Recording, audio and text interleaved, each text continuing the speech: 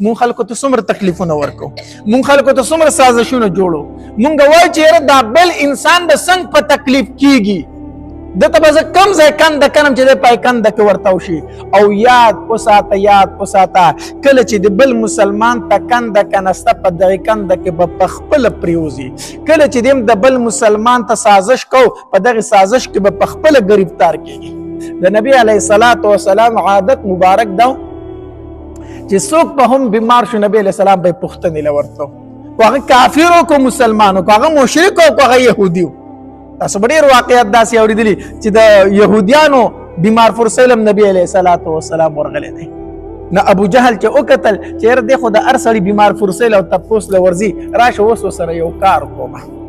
کار کومه ځان یې په زور باندې ناجوړه کو، ځکه دا ورته پته و چې دی به زما تپوس له راځي، نو ځان یې په زور باندې ناجوړه کو او په لاره کې یو کوې وکنسته. د کور ته چې کومه لار راتله په هغې کې یو کوې وکنستو او د پاسه یې پې داسې یو کچه غونته کې سفر وکړ، لښتې مختې پې کېښودې او بیا یې پې خاوره ور واړوله، کچه غاړې ورله جوړې کړې، نو دی به وایي چې دا لاره ده، نو دی چې څنګه په دې خپه کېږي ښکته به ورته وشي، چې ښکته ورته وشي په تکلیف به شي، په دې کې به ننوځي، یا به بیا موږ د پاسه ورته وکړو نعوذ بالله مړ به یې کړو، موږ به خلاص شو نعوذ بالله. دا یو سازش یې جوړ کړو، ځان یې بیمار کړو، کوې وکنستو. بیا نبی علیه الصلاة والسلام پسې یو کس ولیږو چې هغه ته ووایه چې ابو جهل بیمار دی، هغه خبره کړه ابو جهل بیمار دی. کس ورغی نبی علیه الصلاة والسلام ته وویل عمرو بن هشام چې دی هغه بیمار دی، ابو جهلو، نو تماشې له نه ورښکاره کېږي. نبی علیه الصلاة والسلام وفرمایل ولې نه راځئ چې تماشې وکړو که نه، چې هغه بیمار دی خو پوښتنې له تله غواړي. نبی علیه الصلاة والسلام را روان شو، ابو جهل خوشحالېده ځه چې کوې مو ته کنس دی په دې کې به ورته وشي. چې څنګه په لاره باندې را روان دی فورا جبريل علیه الصلاة والسلام راغی، وی د الله پاک پیغمبره مخکې لاړ نشي. ولې؟ وی ځکه تا ته په لاره کې کوې کنستی دی، په لاره کې کوې کنستی، سازش یې درته کړی، مخکې لاړ نشي. نبی علیه الصلاة والسلام د لارې نه واپس شو، چې واپس شو ابو جهل خبر شو، وی نبی علیه السلام د کور خوا ته را رسېدلی خو واپس روان شو. بیا واپس شو، هغه ډېر زیات وارخطا شو، وی ښه دی زما کور ته رانږدې شي، بیا څنګه واپس شو. دا خبره تېره شو خو رامنډه کړه، چې د کور نه یې رامنډه کړه، دا تېرو چې ما په لاره کې کوې کنستی دی، چې رامنډه کړه بس په هغې کوې چې خپه کې خو په خپله ورته ښکته لاړ. کوې مه کنه د بل سړي په لار کې چېرې ستا به د کوې په غاړه لار شي، رامنډه کړه په کوې چې خپه کې خو په خپله ورته ښکته لاړ، چې ښکته ورته لاړو د پاسه پې خاورې مورې هر څه ورلو چغې کړې خلک چې راټول شو، ال ابو جهل کوی ته ورتاو شوی دی. خلک راځي رسۍ راوړي خو چې رسۍ ښکته کوي هغه لنډېږي، چې هر څومره اوږده رسۍ راوړي خو چې کوی ته ورښکته شي هغه څه شي لنډه شي. دا د نبي علیه السلام معجزه وه. خلکو وس یې وکړه خو ابو جهل د کوی نه چا راونیستو، ابو جهل د کوی نه نه ایستلی کېږي. خلکو وس یې وکړې، ابو جهل ورته وایي ځان مه ستړی کوئ د ښکتې نه،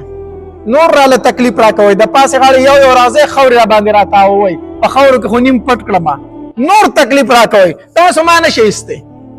ستاسو کو ډېر وس یې وکړئ ما نشئ ایستی. وی څنګه؟ وی ما به هغه څوک وباسي چې چاته ما دا کوې کنستی، هغې پیغمبر ته ووایئ محمد ته صلی الله علیه وسلم هغه ما ایستی شي، بل څوک ما نشي ایستی. هغه پسې سوال جواب وکړئ. نبی علیه الصلاة والسلام ته وویل شو، وی ابو جهل وایي چې ما دې ایستی شي بل څوک مې نشي ایستی، راشه هغه روباسه. نبی علیه السلام ډېر مهربان و، ډېر رحم دل و، په زړه ډېر زیات نرم و. وی ټیک ده، اگر چې دا کوی د ما ته کنستی و، اگر چې دا سازش د ما ته کړی و، خو زه به یې روباسم، هېڅ خبره نه ده. چې د کوی غاړې له نبی علیه الصلاة والسلام راغی، عمر ابن هشامه روباسم دی خو یو شرط په زما منې، یو شرط نه چې څومره شرطونه وایي ټول درله منمه، خو ما ته دې کوی نه خلاص کا، دلته مرمه په دې ځای کې اړو خښېږمه، خو د دې ځای نه مې خلاص کا. وی څه شرط دی؟ نبی علیه الصلاة والسلام ورته وفرمایل، وی شرط مې دا دی چې راودې باسم نو په ما به ایمان راوړي، الله به یو مني، ما به د الله تبارک وتعالی پیغمبر مني، ایمان به راوړي. وی زه یوازې نه دا ټول کوم مې پتا ایمان راوړي، خو ما د دې ځای نه وباسه، ایمان در باندې راوړم، وعده مې در سره ده. دا د نبی علیه السلام معجزه وه چې څنګه لاس مبارک یې ښکته کړو، چې ابوجهل چې دې کور کړه بره د کوی نه راوخېږه، چې بره راوخېږه که نه، چې څنګه راووتو نو نبی علیه الصلاة والسلام ته یې وویل، وی رسول جادوګرې ښه څه غټ جادو دې کړی و ستا د جادو مقابله نه کېږي. ګوره الله تبارک وتعالی چې څوک بېلارې کي که نه د هغه په لار کول بیا ګران دي. کم انسان چې الله بېلارې کو که نه د هغه په لاره کول بیا ګران کار دی. د ابوجهل چې څنګه د کوی نه راوکاږو ډېر ډېر لوی جادوګر ښه غټ جادو دې کړی و غټ جادو دې کړی و. الله نو بل انسان ګوره تکلیف چاته ورکو نبی علیه الصلاۃ والسلام دا سازش چاته جوړ کړ د نبی علیه السلام د کوی د ورته ولو الله پکې په خپله ګرفتار ولا يحيق المكر السيء الا باهله. چاته چې د بد تدبیر کو په دغه تدبیر کې به په خپله ګرفتار کېږي. چاته د کنده کنسته په دې کنده کې به په خپله غورځېږي. بل ته کندې مه کنه بل له خپې مه وهه په خپله به رسوا شي او ذلیل بشي. حدیث مبارک کې راځي نبی علیه الصلاۃ والسلام فرمایي یو انسان ګناه کوله او په کجاو کې دننه کوله دننه تاسو مخکې لیدلي کجاو باندې به پردې وي او ډولۍ غونته به وه د خلکو نه دا ګناه په دې کجاوه کې دننه په دې ډولۍ کې کوله په ګوټ کې کوله خو دې ګناه کې بل انسان ته تکلیف ورکول مقصود و. نبی علیه الصلاۃ والسلام فرمایي الله تبارک وتعالی به د خلکو په مخ کې باندې رسوا کړي. د خو دا ګناه پټه کوله د خلکو نه پټه کوله خو مقصد به دې ګناه کې د بل مسلمان تکلیف کولو. الله تبارک وتعالی به دا انسان د خلکو په مخ کې رسوا کړي اگر چې د خلکو نه پټ بل انسان ته تکلیف مه ورکوه بل انسان ته ضرر مه ورکوه. د موسی علیه السلام په زمانه کې یو مالدار سره مالدار چې نوم یې قارون دی. بعضو علماو لیکلي دي مورخینو چې دا د موسی علیه السلام د تره زوی و. بعضې وایي چې نه د تره زوی نه خو هسې رشته داري و. دی منافق و په ظاهر کې په موسی علیه السلام ایمان راوړی و خو د زړه نه یې نه و منلی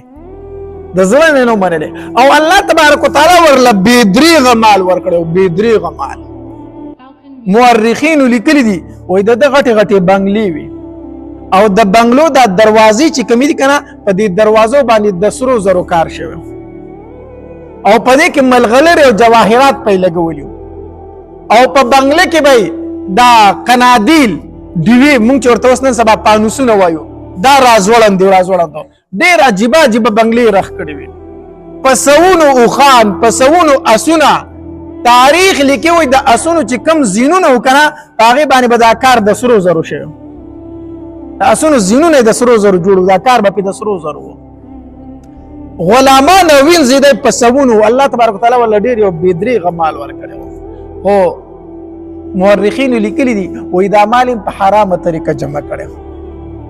یو درې کاره به یې کول. یو کار به دا کو سود به کو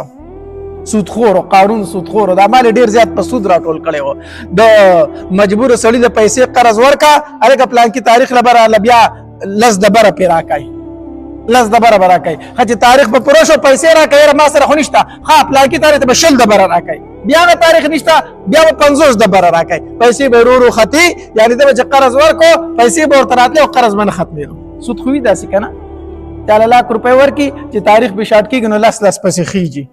نو دته به لګي اصول او قرض ختميږي نه ځکه چې په بر روان دي نو یو سود خور او د سود به کو دویم به دا کو چې کم زمیدار به مجبوره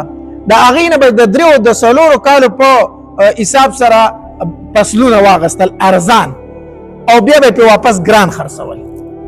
سم داسې کیږي کنه پس نه به ارزان غستل د مجبور زمیدارونه نقدي پیسې به ورکړي او بیا به په ګران خرڅو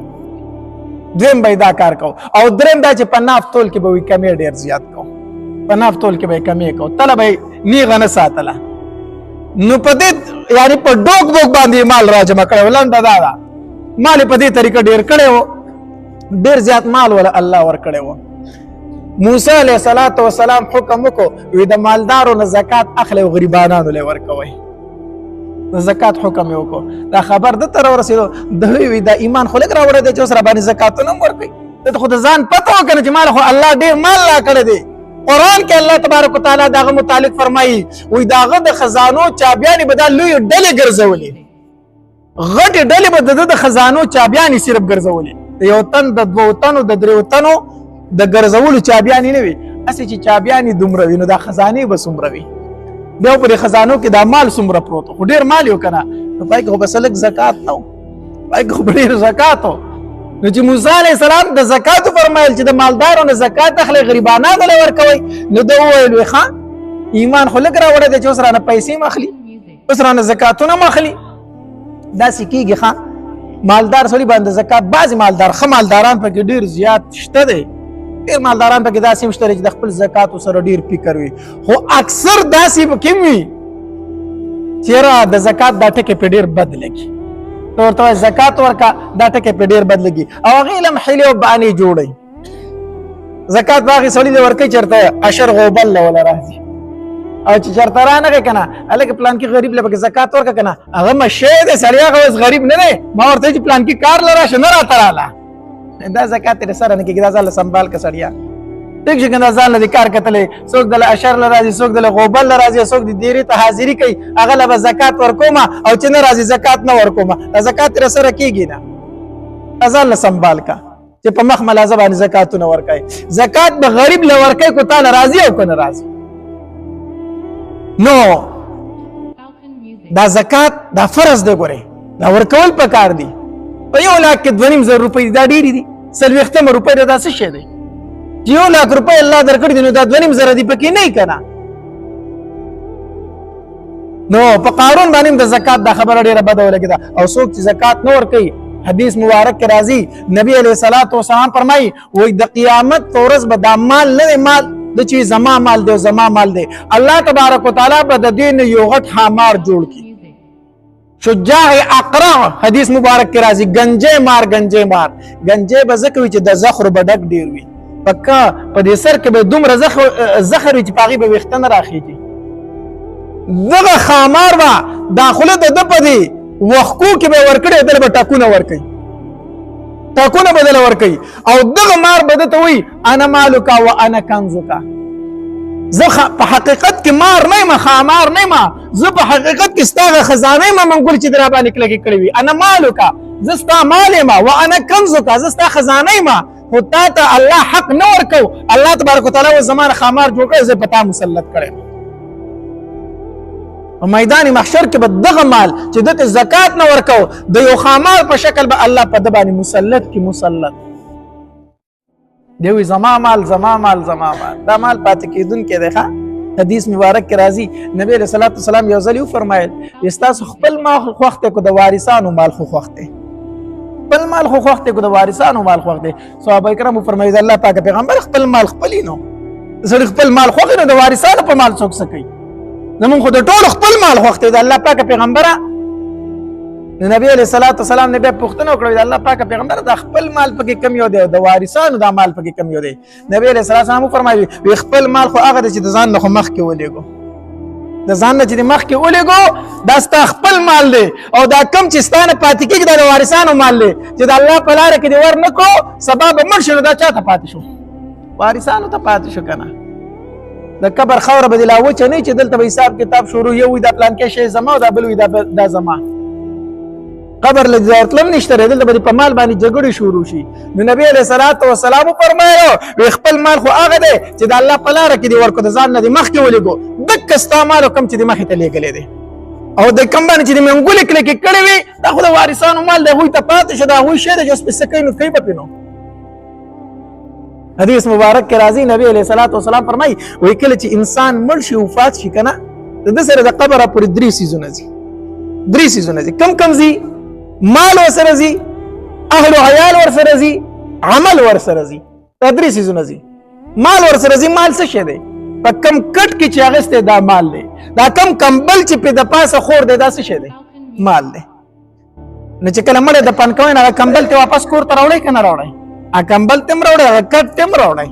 مال ته هم واپس شي اهل و عیال ته هم واپس شي پلار یې اخیستی هلته په یخو خاورو کې کېږده زوی ترې را روان شي زوی اغستی په دې یخنۍ کې په دغه یخو خاورو کې کېږي پلار ترې را روان شي اهل و عیال ته واپس راځي که نه راځي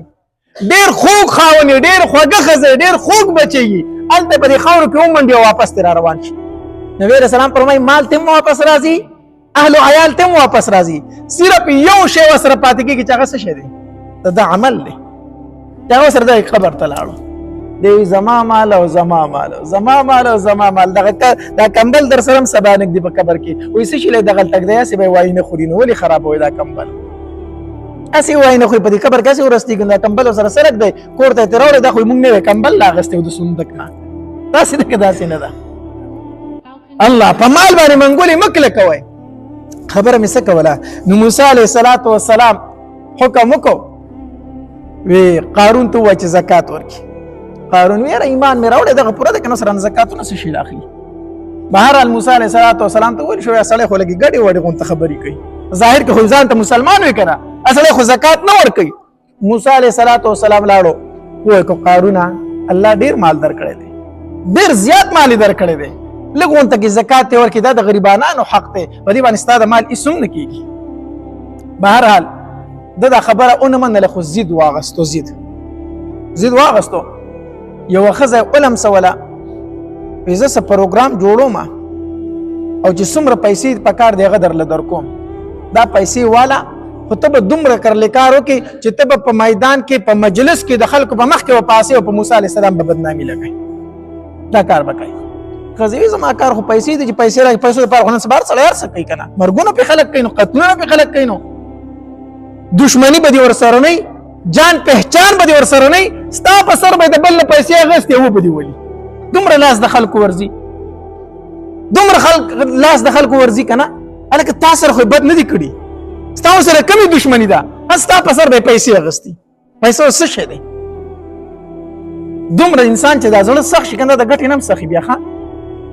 هغې سړي ته به ټوپک ونیسي وبه یې ولي ډز وبه یې ولي ولې دې ویشته لکه دشمني دې ورسره وه نالګي دې ورسره وه څه بد دې تې لیدلي نه هېڅ هم نه ولې دې ویشته هله په 1 لاک روپۍ چا راکړې وي نعوذ بالله پیسو دپاره هر څه کېږي که نه نه ښځې هم پیسې واغستې بهرحال قارون وي یاره موسی علیه السلام په دې خلکو ډېرې بدعملۍ شروع کړي دي بدکارۍ پکې هم زیاتې شوي نور سم زیات شوي دي زه یو مجلس لګوم دې خلکو ته لږ واعظ نصیحت وکړه موسی علیه السلام ډېر خوشحاله شو چې د قارون زړه لږ سم شوی دی ښه سړي سره خو ډېر فکر دی وایي چې زه لوی مجلس خلک راټولم او ته ورته بیان وکړه موسی علیه السلام خوشحاله شو مجلس ولګېد او ډېر غټ مجلس ولګېد قارون خلک راټول کړی دی موسی علیه السلام پاسېدو بیان یې شروع کړو پلانکی ګناه داسې ده په هر ګناه باندې بحث کوي حتی دې پورې چې چا بدکاري وکړه او شادي شده واده والا سړی و د دې ګورې په شریعت کې سزا دا ده چې دا به وجلې کېږي سنګسارېږي به دا خبره چې وکړه یو سړی پاسېدو وایي هسې موسی خو دا ګناه ستا نه وشي نو بیا موسی علیه السلام خو زما هم دا ګناه وشو ما به هم سنګساروئ په سزا کې پیغمبر او عام کس یو شان د سزا به ټولو ته ورکېږي وایي ښه خو دا ګناه ستا نه شوي نو تا به هم سنګسارو وي او په دې کې یو جینۍ پاسېده وایي موسی دلته وایي چې زنا بد کار دی او داسې دی ګوره د الله نه هم نه یېرېږي تا خو زما سره دا کار کړی دی په ډک مجلس کې پې تهمت ولګوي تا خو زما سره بدکاري کړې ده او نورو خلکو ته واعظ او نصیحت کوي په خپله دا کار کوي هسې هغه پیغمبر و پیغمبر د ګناه نه پاک دی پیغمبر د ګناه نه معصوم دی ګوره دا خبره یاد وساتئ ښه قبل النبوه بعد النبوه پیغمبر د ګناه نه څه دی معصوم دی نبی علیه السلام فرمایي وایي زه ماشوم وم وړوکی وم په مکه مکرمه کې د ټنګ ټکور یو ځای کې مجلس او پروګرام و دا خلک چې د حجرو ته د جړاګانو ډمې راولي که نه نو داسې څه ډمې خلکو راوستي نو هلکان تللی نو زه ورسره هم لاړم چې زه ورسره لاړم په حجره کې ناست وو خو لا ډمې راغلي نه وي پروګرام لا شروع شوی نه و وایي چې زه څنګه کېناستم الله په ما باندې خوب راوستو اوده شومه چې سهار غونته کې ټایم کېده هغه ملګري زه راویښړم چې پاسه مړه ته خو دی ما ورته وایي چې څنګه چل دی هغه ټنګ ټکور هغه مجلس به کله شروع کېږي وایي چې ختم شوی دی ته لا اوده یې نبي علیه السلام فرمایي زه الله د هغې نه محفوظ وساتلم ما هېڅ هم نه دي لیدلي نه مې اورېدلي دي الله اوده کړی وم الله پیغمبر د ګناه نه څه وي محفوظ وي هسې نو خبره مې څه کوله پیغمبر خو د ګناه نه محفوظ دی یو عام داعي د خلکو ته دعوت ورکوي د نیکۍ حکم کوي او په ډک مجلس کې هغه ته خلک وایي چې مړه وایي یو څه کوي بل څه دا د هغه دپاره څومره د درد خبره ده که نه په خپله دا ګناه کوي مونږ ته وایي چې مه کوه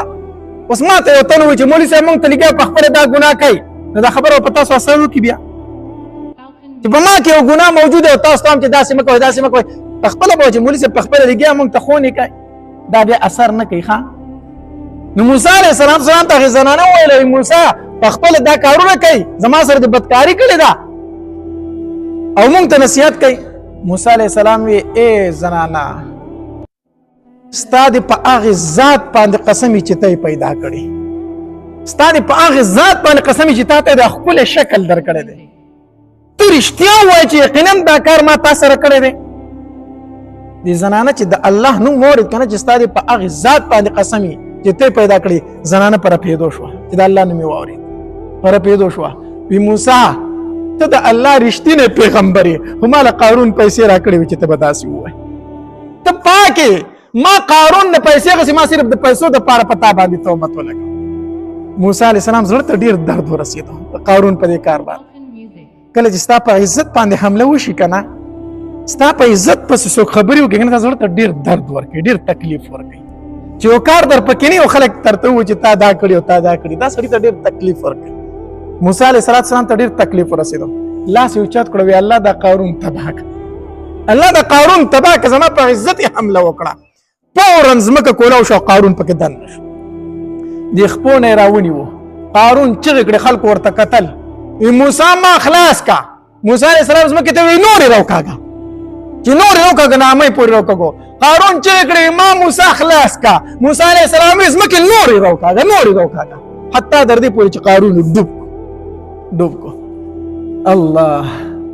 یو ځل موسی علیه السلام ته الله تبارک وتعالی فرمایي موسی